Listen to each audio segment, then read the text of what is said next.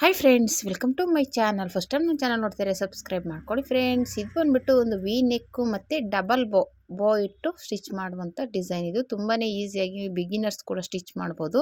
ಮೊದಲು ಈ ಥರ ವಿ ನೆಕ್ಕಲ್ಲಿ ಕಟಿಂಗ್ ಮಾಡಿರುವಂಥ ಬ್ಲೌಸ್ ಪೀಸ್ ಕೆಳಗೆ ಇಟ್ಕೊಂಡು ಲೈನಿಂಗ್ನ ಮೇಲೆ ಇಟ್ಕೊಂಡು ಇನ್ನೌಟ್ ಮಾಡ್ಕೋಬೇಕು. ಏನಕ್ಕಪ್ಪ ಅಂದರೆ ಫಸ್ಟು ಇನ್ನೌಟ್ ಮಾಡ್ಕೋಬೇಕು. ಇದಕ್ಕೆ ನೀವು ಕ್ಯಾನ್ವಾಸ್ ಕೊಡ್ತೀನಿ ಅಂದರೆ ಕೊಡ್ಬೋದು. ನಾನು ಕ್ಯಾನ್ವಾಸ್ ಕೊಟ್ಟಿಲ್ಲ. ಕೊಡ್ತೀನಿ ಅಂದರೆ ಸ್ಟಿಫಾಗಿರುತ್ತೆ, ಇಲ್ಲ ಅಂದ್ರೂ ಪರವಾಗಿಲ್ಲ, ಇನ್ನೌಟ್ ಮಾಡಿಕೊಂಡೇ ಮಾಡ್ಬೋದು, ತೊಂದರೆ ಏನಿಲ್ಲ. ಈ ರೀತಿ ಬಟ್ಟೆ ತೆಳ್ಳಗಿದ್ರೆ ಇನ್ನೌಟ್ ಮಾಡೋಕ್ಕೆ ಹೋಗ್ಬಿಡಿ. ಯಾಕೆಂದರೆ ಇನ್ನೌಟ್ ಮಾಡಿದಾಗ ಸ್ಟಿಚ್ಚು ಮೇಲೆ ಕಾಣಿಸುತ್ತೆ, ಒಳಗಡೆ ನಾವು ಫೋಲ್ಡ್ ಮಾಡಿರ್ತೀವಲ್ಲ ಅದು ತೆಳ್ಳಗಿರೋ ಬಟ್ಟೆಲಾದರೆ ಕಾಣಿಸುತ್ತೆ. ಈ ಥರ ಮಂದ ಇರೋ ಬಟ್ಟೆಗಳಾದರೆ ಆಮೇಲೆ ಟ್ರಾನ್ಸ್ಪರೆಂಟ್ ಜಾಸ್ತಿ ಇದ್ದರೆ ಮೇಲೆ ಕಾಣಿಸುತ್ತೆ. ಆ ಥರದಕ್ಕೆ ಎಕ್ಸ್ಟ್ರಾ ಪಟ್ಟಿನೇ ಕೊಟ್ಟು ಸ್ಟಿಚ್ ಮಾಡಬೇಕಾಗುತ್ತೆ. ಓಕೆನಾ? ಈ ರೀತಿ ಸ್ಟಿಚ್ ಮಾಡಿಕೊಂಡು ಇವಾಗ ಇದಕ್ಕೆ ಕಟ್ ಮಾಡಿ ಇನ್ನೌಟ್ ಮಾಡ್ಕೊಂಬಿಡೋದು ಅಷ್ಟೇ. ಇದು ವಿ ನೆಕ್ಕನ್ನು ಈ ಥರ ತುಂಬಾ ಬ್ಯೂಟಿಫುಲ್ಲಾಗಿರುತ್ತೆ. ವಿ ನೆಕ್ಕಲ್ಲಿ ಇದೊಂದು ಅಂದರೆ ನಾನು ತುಂಬ ಬ್ಲೌಸ್ ಹೊಲ್ದಿದ್ದೀನಿ. ನಾನು ಹೇಳ್ದಂಗೆ ಬೋನ್ ಡಿಸೈನ್ ಇಟ್ಟು ತುಂಬ ಹೊಲ್ದೆ, ಆದರೆ ಡಬಲ್ ಬೋ ಹೊಲ್ದಿರೋದು ಇದೆ ಫಸ್ಟ್ ಟೈಮು. ಮಾಮೂಲಿ ಅವ್ರು ಫೋಟೋ ತೋರಿಸಿದ್ರು, ಅದು ಡಬಲ್ ಬೋ ಇತ್ತು. ಓಕೆನಾ? ಅದಕ್ಕೆ ಅದೇ ಥರ ಬೇಕು ಅಂತ ಹೇಳಿದರು. ಅದೇ ರೀತಿಯೇ ಸ್ಟಿಚ್ ಮಾಡ್ತಾಯಿದ್ದೀನಿ.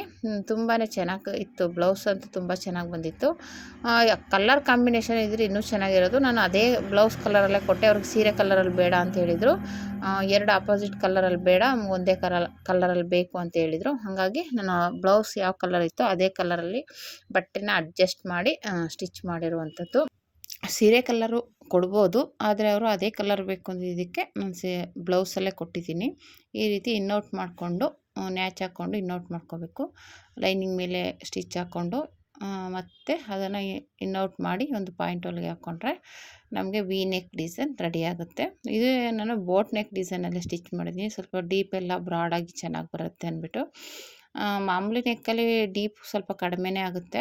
ಈ ಥರ ಬೋಟ್ ನೆಕ್ಕಲ್ಲಿ ಈ ಥರ ಡಿಸೈನ್ಗೆ ಹೊಲಿದ್ರೆ ತುಂಬಾ ಚೆನ್ನಾಗಿರುತ್ತೆ. ಮತ್ತು ಮೇಲೆ ಟ್ಯಾಗ್ ಇಡಬೇಕು.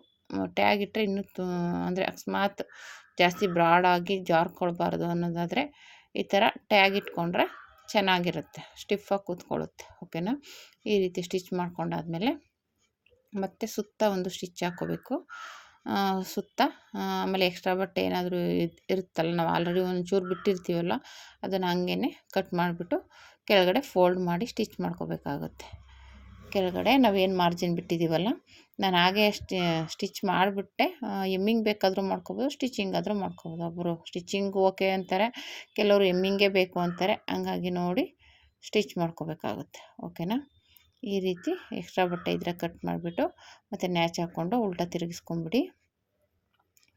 ಈ ರೀತಿ ಮಾಡ್ಕೊಳ್ಳೋದ್ರಿಂದ ಈಸಿಯಾಗಿ ಬಿಗಿನರ್ಸ್ ಕೂಡ ಈ ಡಿಸೈನ್ನ ಆರಾಮಾಗಿ ಸ್ಟಿಚ್ ಮಾಡ್ಬೋದು. ಓಕೆನಾ? ಈ ರೀತಿ ಕೆಳಗಡೆ ಫೋಲ್ಡ್ ಮಾಡ್ಕೊಂಡು ಆಗಲೇ ಹೇಳಿದಾಗೆ ಫೋಲ್ಡ್ ಮಾಡಿ ಸ್ಟಿಚ್ಚೇ ಹಾಕ್ಕೊಂಡ್ರೂ ಚೆನ್ನಾಗಿರುತ್ತೆ.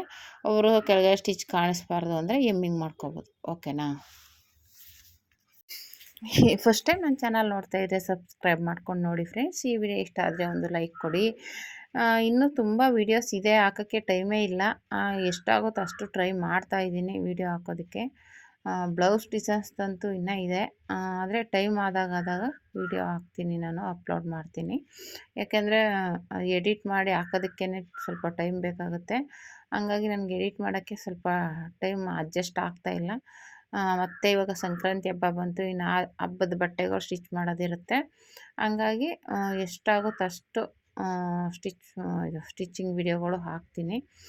ನೋಡಿ ಈ ರೀತಿ ರೆಡಿ ಆಯಿತು. ಎರಡು ಕಡೆ ಈ ಥರ ಡಾಟ್ ಹಿಡ್ಕೊಂಬಿಟ್ರೆ ನಮಗಿದು ಹಿಂದೆ ಬ್ಯಾಕ್ ಡಿಸೈನ್ ರೆಡಿ ಆಯಿತು. ನೀವು ಬೇಕಂದರೆ ಪೈಪಿಂಗು ಇಲ್ಲ ಲೇಸು ಏನಾದರೂ ಕೊಟ್ಕೋಬೋದು, ಆದರೆ ಅವ್ರು ಏನೂ ಬೇಡ ಅಂತ ಹೇಳಿದರು. ಹಂಗಾಗಿ ನಾನು ಏನೂ ಕೊಟ್ಟಿಲ್ಲ.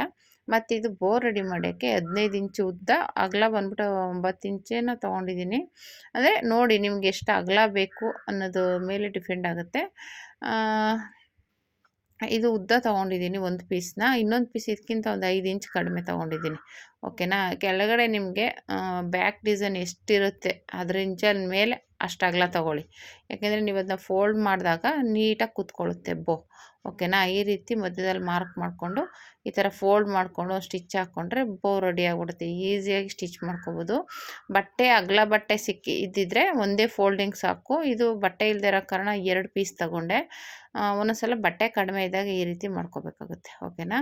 ಈ ರೀತಿ ಒಂದು ರೆಡಿ ಆಯಿತು. ಇವಾಗ ಇದಕ್ಕಿಂತ ಸ್ವಲ್ಪ ಕಡಿಮೆ ಇದೆ, ಯಾಕಂದರೆ ಅದ್ರ ಮೇಲೆ ಇಟ್ಟರೆ ಚಿಕ್ಕದಾಗಿ ಕಾಣಿಸ್ಬೇಕಲ್ವ, ಹಂಗಾಗಿ ಅದಕ್ಕಿಂತ 5 ಇಂಚ್ ಕಡಿಮೆ ತೊಗೊಂಡಿದ್ದೀನಿ. ಅಗಲ ಬಂದ್ಬಿಟ್ಟು 4 ಇಂಚ್ ತೊಗೊಂಡಿದ್ದೀನಿ. ಓಕೆನಾ. ಈ ರೀತಿ ತೊಗೊಂಡು ಸ್ಟಿಚ್ ಮಾಡ್ಕೋಬೇಕಾಗುತ್ತೆ. ಅಂದರೆ ಅದು 5 ಇಂಚ್ ತೊಗೊಂಡಿದ್ರೆ ಇದು 4 ಇಂಚ್ ತೊಗೊಳ್ಳಿ, ಅದು 6 ಇಂಚ್ ತೊಗೊಂಡಿದ್ರೆ 4 ಇಂಚ್ ತೊಗೊಂಡ್ರೆ ಸಾಕು. ಹಂಗೆ 1 ಇಂಚ್ ಇಲ್ಲ 2 ಇಂಚ್ ಕಡಿಮೆ ಮಾಡಿಕೊಂಡ್ರೆ ಅದ್ರ ಮೇಲೆ ಇಟ್ಟು ಸ್ಟಿಚ್ ಮಾಡೋಕ್ಕೆ ಈಸಿ ಆಗುತ್ತೆ. ನಾವು ಮೇಲ್ಗಡೆ ಒಂದು ಪೀಸ್ ಯಾವ ರೀತಿ ಸ್ಟಿಚ್ ಮಾಡೋದು ಸೇಮ್ ಇದನ್ನು ಅದೇ ರೀತಿ ಸ್ಟಿಚ್ ಮಾಡಿ ಇನ್ನೌಟ್ ಮಾಡಿಕೊಂಡು ಮಧ್ಯದಲ್ಲಿ ಮಾರ್ಕ್ ಮಾಡ್ಕೊಂಬಿಟ್ಟು ಆ ಕಡೆಯಿಂದ ಫೋಲ್ಡ್ ಮಾಡಿ ಈ ಕಡೆಯಿಂದ ಫೋಲ್ಡ್ ಮಾಡಿ ಒಂದು ಸ್ಟಿಚ್ ಹಾಕ್ಕೊಂಬಿಟ್ರೆ ನಮಗೆ ಬೋ ಡಿಸೈನ್ ರೆಡಿ ಆಗುತ್ತೆ. ಓಕೆನಾ.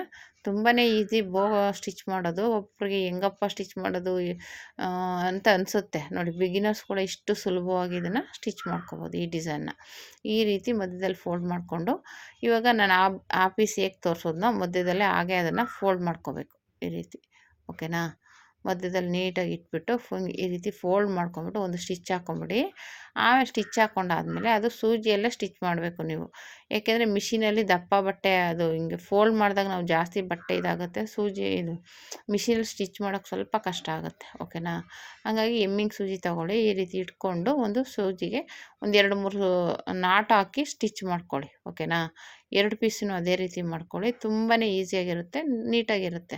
ನಾನು ಇಲ್ಲಿ ತೋರಿಸ್ತಾ ಇದ್ದೀನಲ್ಲ ಆ ಥರ ಒಂದೊಂದು ಚೂರು ಹಿಂಗೆ ಸೂಜಿನ ಈ ಥರ ಚುಚ್ಕೊಂಡು ನೀಟಾಗಿ ತೆಗೆದ್ರೆ ನಿಮಗೆ ಒಂಥರ ಫ್ರಿಲ್ ಥರ ಬರುತ್ತೆ. ಓಕೆನಾ. ಇಷ್ಟೇ. ಇದು ಚಿಕ್ಕದು ಪೀಸ್, ಇದು ದೊಡ್ಡದು ಅದೇ ರೀತಿಯೇ ಮಾಡ್ಕೋಬೇಕು. ಈ ಥರ ಸುತ್ತಬಿಟ್ಟು ದಾರನ ಒಂದು ನಾಟ್ ಹಾಕ್ಕೊಂಬಿಡಿ. ಆವಾಗ ಅದು ಬ್ಯೂಟಿಫುಲ್ಲಾಗಿ ಕಾಣಿಸುತ್ತೆ. ಓಕೆನಾ. ಒಂಥರ ಬೋ ಒಂಥರ ಬಟರ್ಫ್ಲೈ ಥರ. ಓಕೆನಾ. ಈ ರೀತಿ ಆಯಿತು. ಇವಾಗ ಇದನ್ನು ಸೈಡ್ಗೆ ಇಟ್ಬಿಡೋಣ. ಇವಾಗ ಇದು ಇಟ್ಬಿಟ್ಟು ಮತ್ತೆ ಇನ್ನೊಂದು ಪೀಸು ಆಲ್ರೆಡಿ ರೆಡಿ ಮಾಡಿ ಇಟ್ಕೊಂಡಿದ್ದೀವಲ್ಲ ಅದಕ್ಕೂ ಅಷ್ಟೇ ನಾಟ್ ಹಾಕ್ಬಿಟ್ಟು ನೀಟಾಗಿ ಫ್ರಿಲ್ ಇಟ್ಕೊಂಡು ನಾಟ್ ಹಾಕ್ಕೊಂಬಿಡ್ಬೇಕು. ಓಕೆನಾ. ಹಾಕ್ಕೊಂಡಾದ್ಮೇಲೆ ಇದನ್ನು ಸ್ವಲ್ಪ ಸೂಜಿಯಲ್ಲೇ ಕೈಯಲ್ಲೇ ಎಮ್ಮಿಂಗ್ ಮಾಡ್ದಂಗೆ ಮಾಡಬೇಕಾಗುತ್ತೆ. ಇದು ಮಿಷಿನಲ್ಲಿ ಸ್ಟಿಚ್ ಮಾಡೋಕ್ಕಾಗಲ್ಲ, ಯಾಕೆಂದರೆ ಈ ಥರ ಫೋಲ್ಡ್ ಮಾಡಿ ಎಲ್ಲ ದಪ್ಪ ಇರುತ್ತಲ್ಲ ಬಟ್ಟೆ, ಅದೇನಾಗುತ್ತೆ ನಾವು ಮಿಷಿನಲ್ಲಿ ಸ್ಟಿಚ್ ಮಾಡೋಕ್ಕಾಗಲ್ಲ. ಓಕೆನಾ. ಈ ರೀತಿ ಒಂದು ಸ್ವಲ್ಪ ಸೂಜಿಲೇ ಮಾಡ್ಕೊಳ್ಳಿ. ಇಲ್ಲ ಮಿಷಿನಲ್ಲಿ ನೀವು ನಿಮ್ಮ ಮಿಷಿನ್ಗಳಲ್ಲಿ ಆಗುತ್ತೆ ಅಂದರೆ ಮಾಡ್ಕೋಬೋದು, ಅದೇನು ತೊಂದರೆ ಏನಿಲ್ಲ. ಇದು ಆಗಲ್ಲ, ಮಿಷಿನು ದಾರ ಕಟ್ಟಾಗ್ತಾಯಿತ್ತು ಆಮೇಲೆ ದಪ್ಪ ಬಟ್ಟೆ ಆಗಿರೋದ್ರಿಂದ, ಹಂಗಾಗಿ ನಾನು ಅದು ಮಿಷಿನಲ್ಲಿ ಮಾಡಿಲ್ಲ, ಕೈಯಲ್ಲೇ ನಾನು 1-2-3 ಸ್ಟಿಚ್ ಹಾಕಿ ನಾಟ್ ಹಾಕ್ತೆ. ಓಕೆನಾ. ಈ ರೀತಿ ಹಾಕ್ಕೊಂಡಾದ್ಮೇಲೆ ಇವಾಗ ಅದ್ರ ಮೇಲೆ ಚಿಕ್ಕದನ್ನ ಇಟ್ಟು ಒಂದು ಸ್ಟಿಚ್ ಹಾಕ್ಕೊಂಬಿಡಿ. ಅಷ್ಟೇ.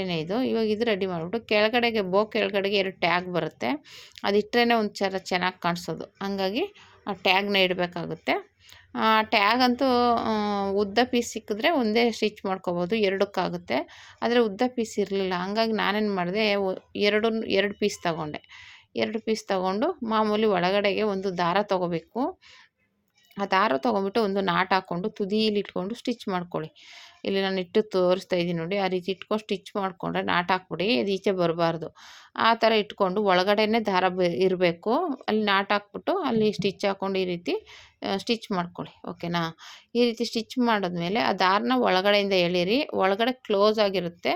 ಆವಾಗ ಅದನ್ನು ಕೆಳಗಡೆಗೆ ಇದು ಮಾಡಿ, ಆವಾಗ ಒಂಥರ ಫಿನಿಶಿಂಗ್ ಇರುತ್ತೆ. ನೀವು ಫ್ರಾಕ್ಗಳಲ್ಲೆಲ್ಲ ನೋಡಿರ್ಬೋದು, ಒಂಥರ ಬ್ಯೂಟಿಫುಲ್ಲಾಗಿರುತ್ತೆ, ಆ ಥರ ಬರುತ್ತೆ. ಇಲ್ಲಾಂದರೆ ನೀವು ಮಾಮೂಲಿ ಸ್ಟಿಚ್ ಮಾಡಿ ಫೋಲ್ಡ್ ಮಾಡಿಬಿಟ್ಟು ಸ್ಟಿಚ್ ಮಾಡ್ತಾರೆ, ಅದೊಂಥರ ಚೆನ್ನಾಗಿ ಕಾಣಿಸಲ್ಲ. ಈ ಥರ ಮಾಡಿ ಒಂಥರ ಒಳಗಡೆ ಸ್ಟಿಚಿಂಗ್ ಫುಲ್ಲಾಗಿರುತ್ತೆ, ಆಮೇಲೆ ದಾರ ಕಟ್ ಮಾಡಿಬಿಟ್ರೆ ನೋಡಿ ಎಷ್ಟು ನೀಟಾಗಿ ಬಂತು. ಆ ತುದೀಲಿ ಒಂದು ಚೂಜಿ ತೊಗೊಂಡು ಮೇಲೆ ಹಿಂಗೆ ತೆಗೆದು ಬಿಟ್ಟರೆ ಮೂತಿನ ನೀಟಾಗಿ ಬರುತ್ತೆ. ಓಕೆನಾ. ಈ ಥರ 2 ಪೀಸನ್ನ ರೆಡಿ ಮಾಡ್ಕೊಳ್ಳಿ. ನಾನು ಹೇಳ್ದಂಗೆ ಉದ್ದ ಪೀಸ್ ಇದ್ದರೆ ಒಂದೇ ತೊಗೋಬೋದು, ಬಟ್ಟೆ ಉದ್ದ ಸಿಕ್ಕಲಿಲ್ಲ, ಹಂಗಾಗಿ ನಾನು 2 ಪೀಸ್ ತೊಗೊಂಡೆ. ಅದೇನು ಒಂದು 5-5 ಇಂಚ್ ಇದ್ದರೆ ಸಾಕು, ಜಾಸ್ತಿ ಏನು ಬೇಕಾಗಿಲ್ಲ.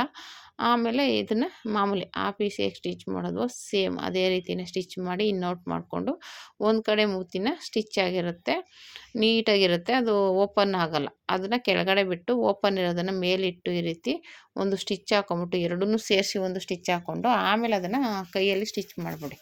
ಓಕೆನಾ. ನೀಟಾಗಿ ಬರುತ್ತೆ, ಪರ್ಫೆಕ್ಟಾಗಿರುತ್ತೆ. ಒಂಥರ ಬೋರ್ಡ್ ಡಿಸೈನ್ ಅಂದ್ರೇ ಒಂಥರ ಖುಷಿ ಆಗುತ್ತೆ. ನಾನು ತುಂಬ ಬ್ಲೌಸ್ಗೆ ಹೊಲ್ದಿದ್ದೀನಿ. ಸಿಂಪಲ್ಲಾಗಿರೋದ್ರಿಂದ ಜಾಸ್ತಿ ಜನ ಈ ಥರದನ್ನೇ ಲೈಕ್ ಮಾಡ್ತಾರೆ. ಸಿಂಪಲಾಗಿ ಬೋ ಇಟ್ಬಿಡಿ, ಪೋಟ್ಲಿ ಬಟನ್ ಇಟ್ಬಿಡಿ, ಈ ಥರ ಸ್ಟಿಚ್ ಮಾಡಿಬಿಡಿ ಅಂತ ಹೇಳ್ತಾರೆ. ಒಂಥರ ಸಿಂಪಲ್ಲಾಗಿರುತ್ತೆ, ನೋಡೋಕೆ ಚೆನ್ನಾಗಿ ಕಾಣಿಸುತ್ತೆ. ಹಂಗಾಗಿ ಅದನ್ನು ಇಷ್ಟಪಡ್ತಾರೆ. ಓಕೆನಾ. ಈ ರೀತಿ ಕೆಳಗಡೆನೂ ಅದನ್ನು ಹಾಕಿ ಹಾಕಿ ಸ್ಟಿಚ್ ಮಾಡ್ಕೊಂಬಿಟ್ರೆ ರೆಡಿ ಆಯಿತು. ಇವಾಗ ಇದನ್ನು ನಾವು ಬ್ಲೌಸ್ ಮೇಲೆ ಕರೆಕ್ಟಾಗಿ ಮಧ್ಯದಲ್ಲಿಟ್ಟು ಸ್ಟಿಚ್ ಮಾಡಿಕೊಂಡ್ರೆ ನಮಗೆ ವಿ ನೆಕ್ ಬೋ ಡಿಸೈನ್, ಡಬಲ್ ಬೋ ಡಿಸೈನ್ ರೆಡಿ ಆಗುತ್ತೆ. ಓಕೆನಾ. ಒಂದು ಸ್ವಲ್ಪ ನಾಟ್ ಜಾಸ್ತಿನೇ ಹಾಕ್ಕೊಳ್ಳಿ. ಏನಕ್ಕಪ್ಪ ಅಂದರೆ ನಾವು ಸ್ಟಿಚಿಂಗು ಹಾಕಿ ಆಮೇಲೆ ವಾಶ್ ಮಾಡಿದಾಗ ಅದು ಬಿಚ್ಕೋಬಾರ್ದು. ಹಂಗಾಗಿ ಸ್ವಲ್ಪ ಇದು ಸ್ಟಿಚ್ಚನ್ನ ನೀಟಾಗಿ ಹಾಕಿ. ಓಕೆನಾ. ಅದು ಕೈಯಲ್ಲಿ ಹಾಕೋದ್ರಿಂದ ಒಂದೊಂದು ಬಿಚ್ಕೊಳ್ಳೋ ಚಾನ್ಸ್ ಇರುತ್ತೆ. ಹಂಗಾಗಿ ಒಂದು 2-3 ಸ್ಟಿಚ್ ಹಾಕಿ ನಾಟ್ ಹಾಕ್ಕೊಳ್ಳಿ. ಓಕೆನಾ. ಈ ರೀತಿ ಮಾಡಿ ರೆಡಿ ಆಯಿತು. ಇವಾಗ ಇದನ್ನು ಬ್ಲೌಸ್ಗೆ ಇಟ್ಟು ಸ್ಟಿಚ್ ಮಾಡ್ಕೊಂಬಿಡೋದು ಅಷ್ಟೇ. ಅದು ಡಬಲ್ ಬೋ ಇರೋದ್ರಿಂದ ದಪ್ಪ ಇತ್ತು ಬಟ್ಟೆ, ಹಂಗಾಗಿ ನಾನು ಮಿಷಿನ್ ಟ್ರೈ ಮಾಡೋಣ ಅಂತ ಆಗಲಿಲ್ಲ. ಆಮೇಲೆ ಮತ್ತೆ ಸೂಜಿ ಎಲ್ಲ ಮುರಿದೋಗುತ್ತೆ ಬೇಡ ಅಂದ್ಬಿಟ್ಟು ನಾನು ಕೈಯೆಲ್ಲ ಸ್ಟಿಚ್ ಮಾಡಿದೆ ನೋಡಿ. ಒಂದು 4-5 ಸ್ಟಿಚ್ಚು ಜಾಸ್ತಿನೇ ಹಾಕಿ ಕೈಯಲ್ಲಿ ಹಾಕಿದಾಗ ಸಲ ಹಾಕ್ಬಿಟ್ಟು ನಾಟ್ ಹಾಕಿದ್ರೆ ನಮಗೆ ವಿ ನೆಕ್ ಬೋ ಡಿಸೈನ್ ರೆಡಿ ಆಗುತ್ತೆ. ಓಕೆನಾ. ತುಂಬಾ ಬ್ಯೂಟಿಫುಲ್ಲಾಗಿದೆ. ಈ ಥರ ಡಿಸೈನ್ ಬಿಗಿನರ್ಸ್ಗೆ ಆರಾಮಾಗಿ ಸ್ಟಿಚ್ ಮಾಡ್ಕೋಬೋದು. ಯಾರಾದರೂ ಡಿಸೈನ್ಸ್ ಕೇಳಿದ್ರೆ ಈ ಥರ ಡಿಸೈನ್ ಟ್ರೈ ಮಾಡಿ. ಓಕೆನಾ friends. Thank you for watching friends.